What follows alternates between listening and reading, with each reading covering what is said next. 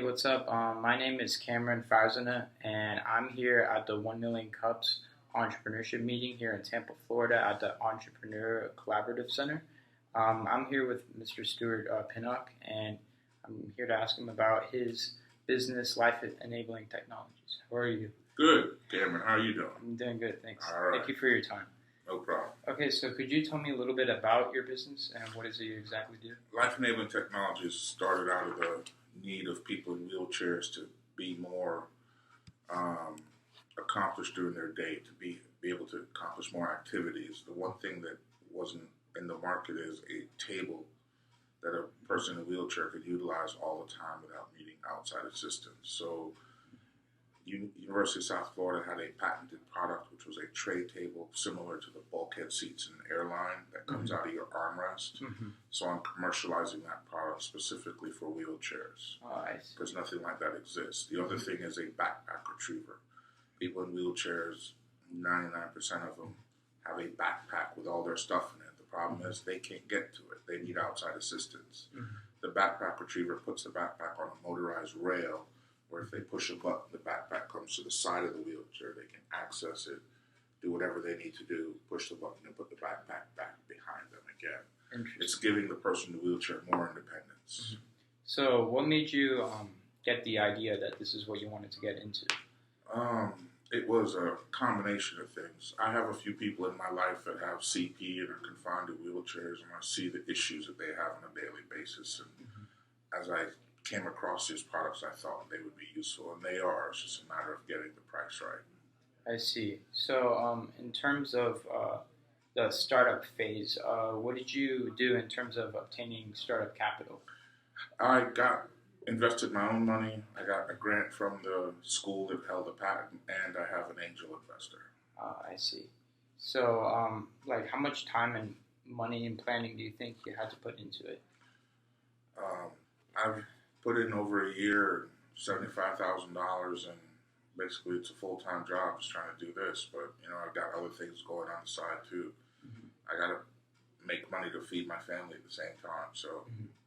So in terms of getting your business bigger, what did you do in terms of advertising or getting a bigger user There's base? not a lot of advertising for me because the market is so small and so unique that it's more trade shows and out on Facebook and being in the publications that people or the organizations that those people frequent. So I've been doing a lot of that. So it's a lot of grassroots stuff as opposed to advertising because I can't advertise like it's a Whopper. There's millions of people that want a Whopper. There's only probably 3 million people in the U.S. that could use my product. So the target audience is very specific. Very specific. And would you say you have to go out and reach towards them and tell you about your product, or are they interested in your idea because they need? It works both ways. I have to go out and reach them. I also found out one of the important places to reach to is the people that provide services to them. So the nurses and physicians and the physical therapists that deal with people in wheelchairs, they see the products, they see the need, then they can recommend it. So I have to go directly to the individuals where they frequent, and then I have to go to the service providers and service them. I see. So, as of right now, how big would you say your business is right now? Very small, very small. So far, my sales are trivial right now because at the first iteration, my products were way too high priced because the cost of manufacture is way too high. I'm just coming out with a new version, hopefully bring the price, almost cutting it in half. And you see, these products are not covered by insurance because they're not medically necessary. So to find a group of people who are chronically underemployed or unemployed, to have them come up with the money to buy this, it's a challenge. So we'll work through it. So what did you do in terms of the manufacturing process? What did you do in order to create this actual table? Well, I sourced a manufacturer here in Tampa. It's actually in Oldsmar. We went through a bunch of different prototype phases, and we came up with drawings. We just had meetings, and we went through. That's we're still doing that process now to try to refine it to be cheaper. So you're actually building it right here in Tampa. Absolutely. That's very interesting. So also, What do you think makes your business a success as of right now? Helps people, as long as it helps people. There's one person with the table on their wheelchair local here in Tampa, and every time something affects it, he calls me. Somebody sat on it and broke it once. A drunk girl at a bar fell on it and broke it. He was almost in tears. It's changed his life, right? It's enabled him to do so much more. That's what makes my business a success, is that it changes people's lives. I see.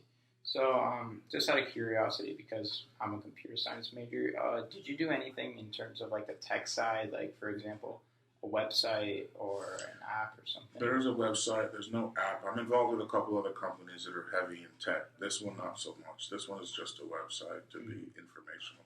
I see. And like for example, on marketing, do you have like social media and stuff like that? I have a Facebook page that I try to post to every so often, but it's, I mean, again, my audience is so specific and so targeted that, it's depends how much I want to spend my time doing that kind of stuff. It's not a broad market type product.